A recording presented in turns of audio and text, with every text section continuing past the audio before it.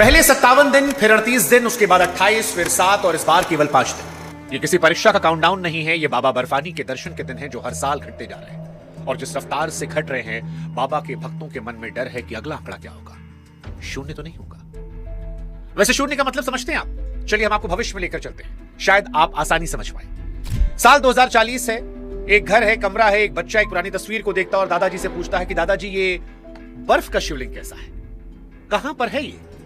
दादा खामोश रहते हैं और फिर आंसुओं से भरी आंख से कहते हैं कि बेटा, एक वक्त था जब हिमालय की एक गुफा में भगवान खुद बर्फ बनकर प्रकट होते थे, लाखों लोग दर्शन करते थे, हम भी गए थे, लेकिन फिर हम इतने ज्यादा हो गए कि भगवान के लिए जगह ही नहीं बची। देखिए, ये सीन काल्पनिक है, ये कहानी काल्पनिक है, लेकिन जिस रफ्तार से गिनती गिर रही है, ये सीन हकीकत बन जाए तो हैरान मत होइएगा।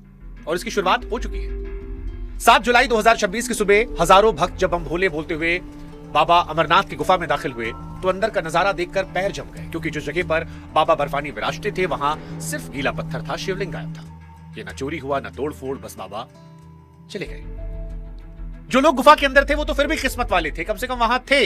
असली दर्द उनका है जो रास्ते में है, क्योंकि 3 लाख से अधिक श्रद्धालु, किसी ने महीने पहले रजिस्ट्रेशन कराया, किसी ने सालों से कमाई जोड़ी, कोई बुजुर्ग मां आखिरी यात्रा मानकर घर से निकली, और सबके हिस्से अब खाली गुफा है। क्योंकि जो बाबा कोविड में 38 दिन तक दर्शन दे रहे थे, इस बार केवल 5 दिन में चले गए।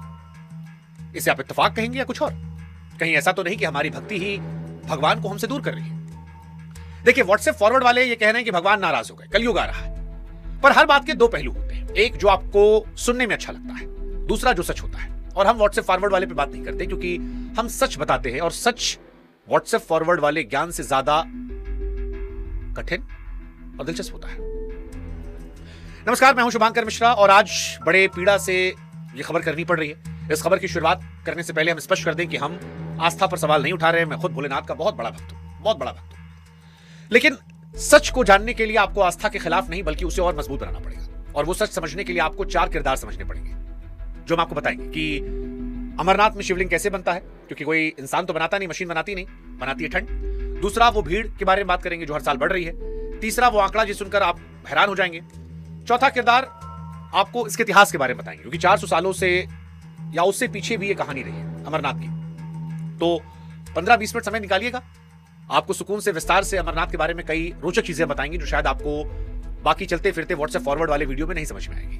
बाकी ऐसी कहानियों के लिए हमसे जुड़िए, हमारे व्हाट्सएप चैनल से भी, ये भी हम गुजारिश करते हैं। लिंक हमने कमेंट सेक्शन में डाल दिया है, डिस्क्रिप्शन में डाल दिया है। ये सारे वीडियोस हम वहां खुद पेस्ट कर देते हैं, तो आपको खोजना नहीं पड़ेगा, इंतजार नहीं करना पड़ेगा। हम जब भी डालेंगे आप व्हाट्सएप पे चेक कर लीजिएगा, और जो वीडियो अच्छी लगे वो देख लीजिएगा। जुड़िएगा जरूर।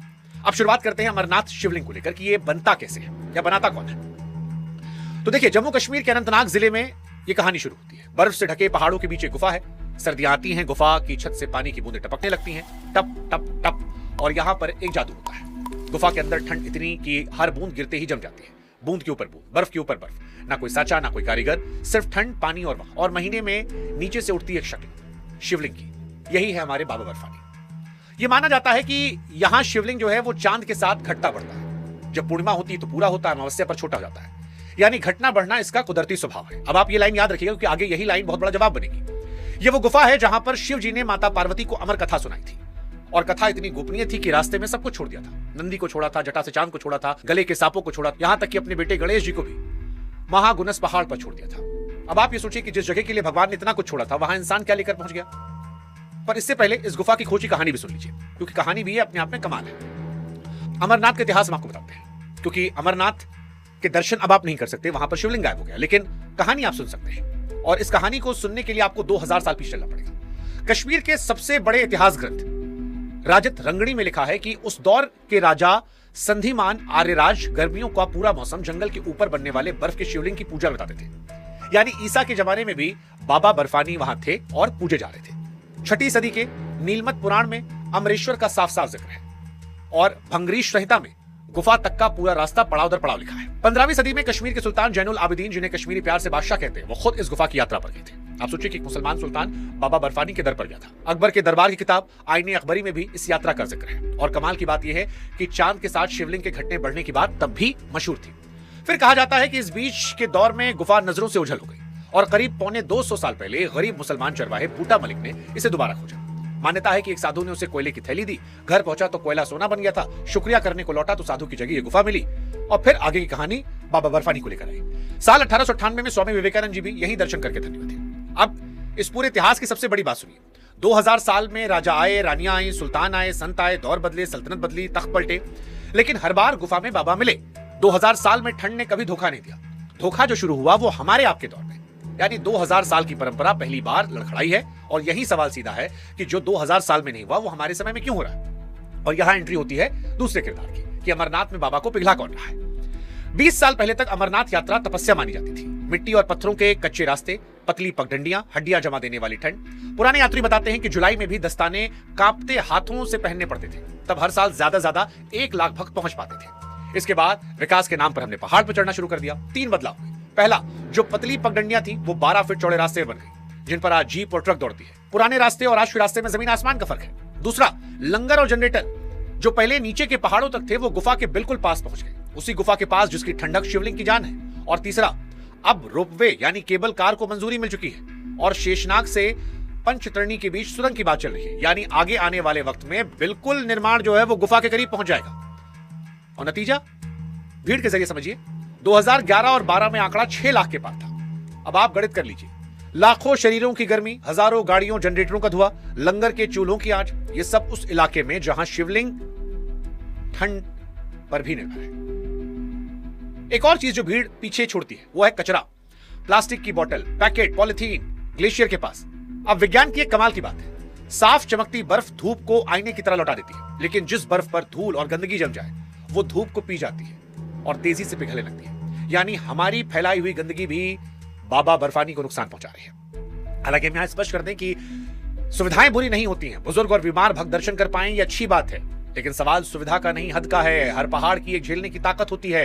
केदारनाथ में आपने देखा था जब सुविधाओं को जरूरत से ज्यादा कर दिया गया तब क्या हुआ वो आपने देखा। प्रकृति अपने हिसाब से चीजों को ठीक करना जानती है। जब इंसान हद लांघता है तो प्रकृति अपने तरीके से चीजें ठीक करती है, और ये आपको, हमको और सरकारों को समझना पड़ेगा। वैसे आप अमरनाथ गए हैं? किस साल गए थे? आपका बाकी जवाब जो है वो दर्शकों को बताएगा कि बदलाव कितना बड़ा है और तब क्या था, अब क्या है। तब कई दिन तक दर्शन हो रहा था जब आप गए थे? कमेंट में लिखिएगा। अब सवाल है कि अमरनाथ में बर्फ क्यों नहीं गिरी। देखिए भाई साहब, कुछ लोग कह सकते हैं कि बर्फ पिघलती है, पिघलना कुदरत का नियम है। 2013 में पहली बार यात्रा खत्म होने से पहले बर्फ पिघल गई थी। अमरनाथ में साल दर साल बाबा बर्फानी के दर्शन कम कैसे हुए, अब जरा इसको आंकड़ों के जरिए समझ लेते हैं, क्योंकि आंकड़े झूठ नहीं बोलते। साल 2013 में यात्रा खत्म होने से पहले बाबा बर्फानी पिघल गए थे। साल 2016 में बाबा बर्फानी ने केवल 10 दिन दर्शन दिए थे। साल 2018 में 29 दिन दर्शन दिए थे। 2022 में 18 दिन दर्शन दिए थे। 2024 में दर्शन सिर्फ 1 हफ्ता हुए थे। और इस बार 2026 की जब बात कर रहे हैं तो बाबा बर्फानी के दर्शन केवल 5 दिन हुए। कद 22 फीट से घटकर 12 फीट। हर साल जल्दी हो रहा, हर साल छोटा हो रहा है। देखिए, पिघलना कुदरत का नियम है, लेकिन हर साल पहले से जल्दी पिघलना कुदरत का नियम नहीं है। यह कुदरत की चीख है और इस बार हद हुई है। कुदरती चक्र में बाबा अमावस्या पर छोटे होते थे, पूर्णिमा पर लौट आते थे, लेकिन इस बार का चक्र पूरा होने का इंतजार नहीं हुआ। बाबा गए तो बाबा लौटे नहीं। अब समझने वाली बात यह कि शिवलिंग बनने के लिए 2 चीजें चाहिए, सर्दियों में खूब बर्फबारी और कड़ाके की ठंड, लेकिन इस बार दोनों नहीं हुई। इस बार की सर्दी में जम्मू कश्मीर में बारिश और बर्फबारी 65% कम हुई। आसान भाषा में कहें तो जितनी बर्फ गिरनी चाहिए उतनी या उसकी आधी भी नहीं गिरी। हालात ये थी कि जनवरी के पहले पखवाड़े में श्रीनगर समेत कई जिलों में बर्फ का 1 फाहा तक नहीं गिरा। और यह सबसे डरावनी बात है। हाँ, यह लगातार 7वीं सर्दी थी जब बर्फ ने कश्मीर से मुंह मोड़ा है। 7वीं सर्दी, और नतीजा आपके सामने है। जिस बर्फ से बाबा बनते हैं वो इस बार आसमान से उतरी नहीं, तो बाबा बने ही नहीं। 7 फीट के बने और यात्रा शुरू होने के 5 दिन में बाबा चले गए। अब आप सोचिए कि 90% लोग ऐसे हैं जो अब तक दर्शन नहीं किए। वो भीड़ रास्तों में है। मतलब इस बार शुरुआती दिनों में रोज 20,000 से अधिक भक्त गुफा तक पहुंचे। इन लोगों के लिए सांसें, लाइटें, अंदर का तापमान बढ़ाई। बाबा के आसपास करीब 10 ग्लेशियर पिघल रहे हैं, यानी पूरे हिमालय को हमने मानो फ्रिज से बाहर निकाल दिया। और यही वजह है कि अब समझने का वक्त आ गया है कि भक्तों की संख्या उतनी ही रखिए जितनी पहाड़ झेल सके। अब सवाल यह भी है कि क्या अमरनाथ अकेले हैं? कश्मीर के अनंतनाग में एक बाग है, अचाबल, मुगल बादशाह जहांगीर की बेगम नूरजहां ने बनवाया था। इस बाग की जान था इसका चश्मा। जब ये चश्मा बहना शुरू हुआ तो भारत में जहांगीर का राज था। ताजमहल अभी बना नहीं था। इससे किनारे बेगमें बैठी, फकीर बैठे। आजादी के बाद आम कश्मीरी परिवार पिकनिक मनाने गए। इसने मुगलों का दौर देखा, अंग्रेजों का राज देखा। हर जंग, हर तूफान, हर दौर में बहता रहा। 400 साल चश्मा गवा रहा। फिर एक सुबह पानी नहीं आया। बाग के माली ने पहली बार वो नजारा देखा जो 4 साल में किसी ने नहीं देखा था, सूखा पत्थर। हमारा दौर आया, चश्मा अपने इतिहास से पहली बार सूख गया। कहानी का सार यह है, कहानी सिर्फ अमरनाथ की नहीं है। पहाड़ों की बर्फी नदियों, चश्मों और झरनों की मां है। बर्फ नहीं तो पानी नहीं। कश्मीर में सैकड़ों चश्मे सूख रहे हैं और पहाड़ तो पहले से ही बोल चुके हैं। केदारनाथ 2013 हमारा भूले नहीं है। जोशीमठ की दरारें हमने अपनी आंखों से देखी और पहली बार पहाड़ बोल रहे हैं। क्या कहें कि पहाड़ अब खुलकर बोल रहे हैं, बार बार बोल रहे हैं, कभी सैलाब बनकर, कभी दरार बनकर, कभी पिघलते शिवलिंग बनकर। सवाल यह नहीं कि पहाड़ बोल रहे हैं या नहीं, सवाल यह है कि हम सुने कब। और अब वो महत्वपूर्ण सवाल जो आप पूछते थे कि बाबा बर्फानी जो 5 दिन दर्शन देकर चले गए, वो क्या भक्तों से नाराज है? अब देखिए, कुछ बुद्धिजीवी कह सकते हैं कि भैया क्लाइमेट चेंज का भगवान से क्या लेना देना, लेकिन हम उस धर्म से आते हैं जो हम सनातन कहते हैं। सनातन में प्रकृति भगवान है, गंगा माँ है, हिमालय देवता है और बर्फ हमारे भोलेनाथ है। जब बर्फ पिघलती है, सिर्फ मौसम नहीं बिगड़ता, प्रभु भी हमारे घायल होते हैं। विज्ञान और आस्था सनातन में आमने सामने नहीं है, दोनों एक ही बात कहते हैं, भाषा अलग अलग है। इसलिए वो सवाल कि क्या भगवान नाराज है? आप याद कीजिए जरा शिव जी को, गले में सांप, जटाओं में गंगा, शरीर पर भस्म, सवारी नंदी। शिव और कुदरत अलग है ही नहीं, शिव ही कुदरत है और कुदरत ही शिव है।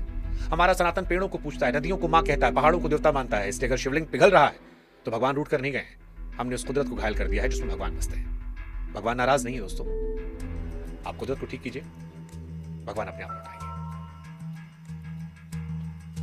एक भक्त गुफा से लौट कर उसकी बाइट सुन रहा था मैं। उसने कहा, मैं तीसरे साल आया हूं, फिर भी पूरे दर्शन नहीं हुए। गुफा ही बाबा है, रूप नहीं। बाबा का बुलावा आशीर्वाद है। दिल को छू गई हमारी बातें। बुजुर्ग मां जो आखिरी यात्रा मानकर घर से निकली थी, उसने भी शायद यही कहा होगा, बुलावा आशीर्वाद है। यही सनातन की ताकत है। लेकिन इसी आस्था की एक जिम्मेदारी, और जिम्मेदारी वापस ले आती है 2040 वाले कमरे में। याद कीजिए, शुरू में कहानी सुनाई थी हमने। 2040 में बच्चा पूछा कि दादाजी ये बर्फ वाले भगवान कौन है? वो सीन हकीकत बनेगा या नहीं, ये आज हमें समझना है, क्योंकि गड़बड़ी इंसान की है और सुधार भी इंसान के हाथ में है। कोविड में भागदौड़ रुकी थी, गंगा जी साफ हो गई थी, आसमान नीला हो गया था, पहाड़ भी लौट आए थे। बस मौका चाहिए।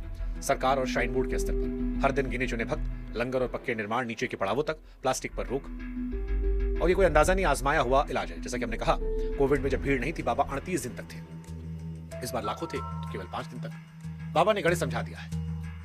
4 काम करना है, कचरा हटाओ, प्लास्टिक वापस ले जाओ, पहाड़ पर सिर्फ पैरों के निशान छोड़ो, कम से कम सामान ले जाओ, साझा गाड़ियों में जाओ। अगर मकसद शिवलिंग के दर्शन है तो यात्रा के शुरुआती दिन पहला हफ्ता चुनो।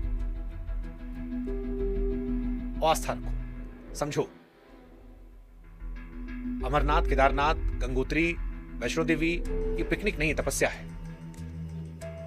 ये समझ जाओगे तो बाबा का आशीर्वाद रहेगा, नहीं तो बाबा अपने तरीके से इंसाफ भी करना आते हैं, और वो हमने देखा भी है। लेकिन बेहतर हम समझें, क्योंकि मंदिर की रक्षा सिर्फ दीवारों की रक्षा नहीं होती, मंदिर की रक्षा उस कुदरत की रक्षा है जिसमें भगवान प्रकट होते हैं। शिव का अभिषेक जल से होता है, पहाड़ों की बर्फ ही उसकी जल की मां है। इसलिए लाइन गांठ बांध लीजिए, बर्फ बचाना ही असली शिव भक्ति है। बाकी आखिरी सवाल आपसे, दर्शन आसान होने चाहिए या बाबा बचने चाहिए? सोचिएगा इस विषय पर। और अगर वीडियो समझ में आया हो, ये सवाल आपको परेशान किया हो, तो बाबा के हर भक्त से शेयर कीजिएगा।